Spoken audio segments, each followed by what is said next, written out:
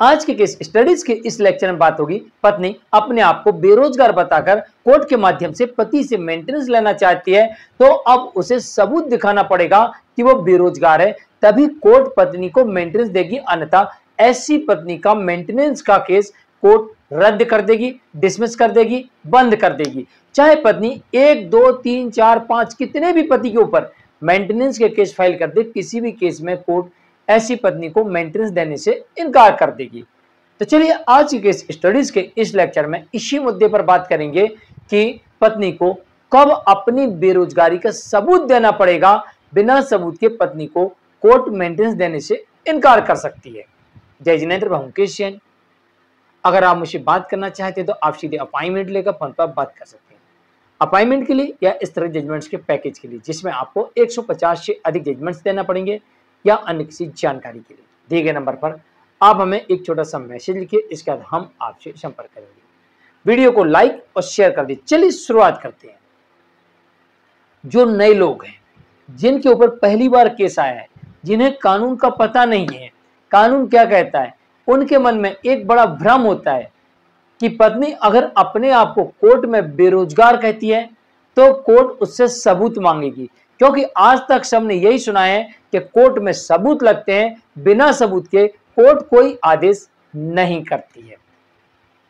दूसरी बात, जो नए लोग हैं उन्हें ऐसा लगता है कि जब मेरी पत्नी कमाती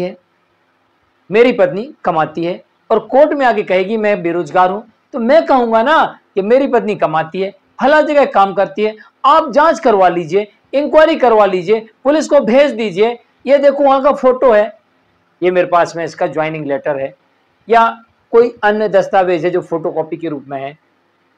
तो क्या इसके आधार पर पत्नी के मेंटेनेंस के केस को रद्द किया जा सकता है?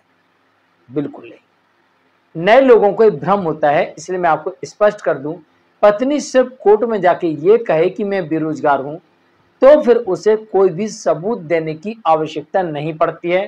कोर्ट पत्नी के कहने के आधार पर वो बेरोजगार है और वो कमाने में सक्षम नहीं है, तो ऐसी स्थिति में ऐसी पत्नी को बिना किसी सबूत के लिए, कोई सबूत नहीं लिया पत्नी से अभी तक कोर्ट ने, और पत्नी के पक्ष में मेंटेनेंस का आदेश कर सकती है और ज्यादातर मामलों में कर देती है।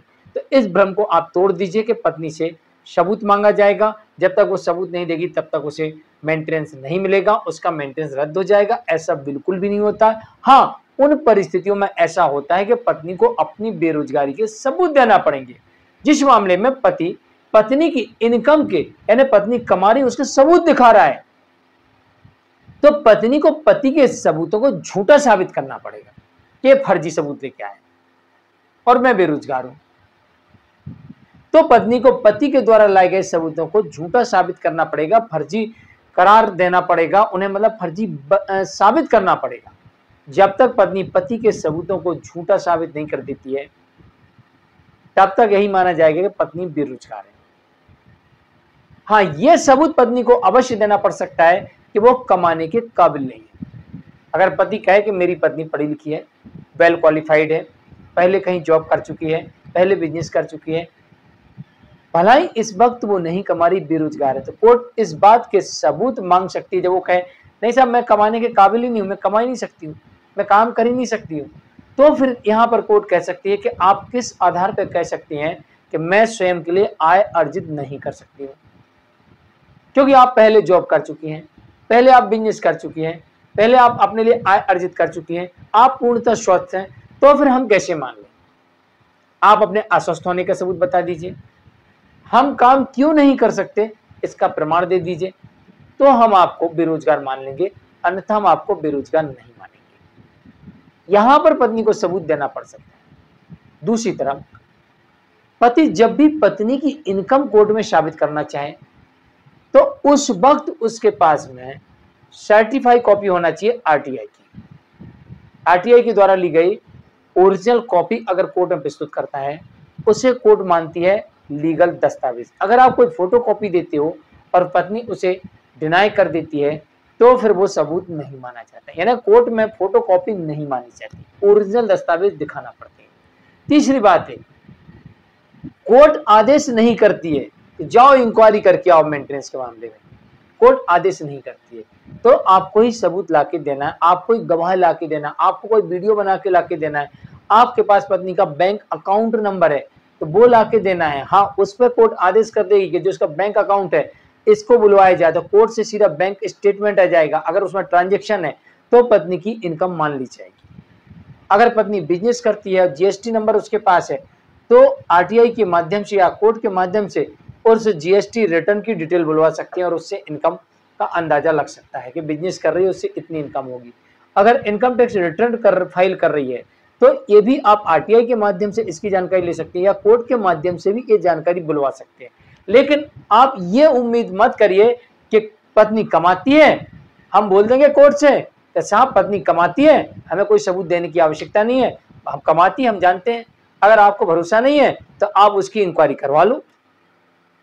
तो कोर्ट कहेगी इंक्वायरी आप करके लाइए, सबूत आप लेके आइए, वरना हम मेंटेनेंस का आदेश कर देंगे। तो एक बात ध्यान रखिए, अगर आप मेंटेनेंस नहीं देना चाहते हैं तो पत्नी की इनकम, पत्नी कमा सकती है, पहले कमा रही थी, कमाने के काबिल है, वेल क्वालिफाइड है, इनके सबूत आपको ही देना है।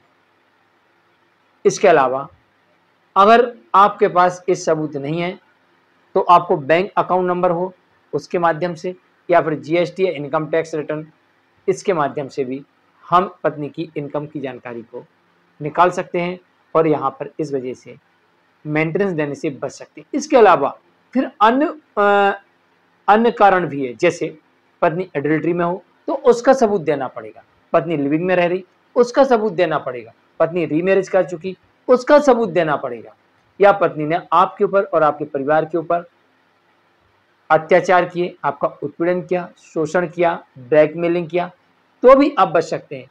या पत्नी ने आपसे बहुत सारा धन, जेवर, रुपया, पैसा ऐंठ लिया, चुरा लिया, तब भी बच सकते हैं।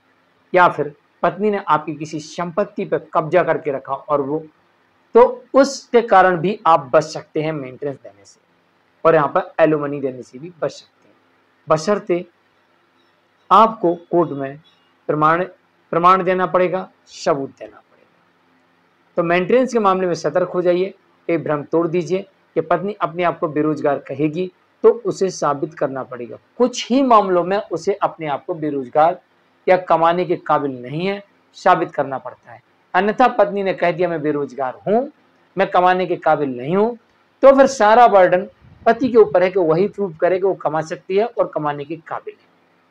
मैं हूं केस जैन। अलग अलग केसेस में अलग अलग परिस्थितियां होती हैं। आज के लिए इतना ही, नमस्कार।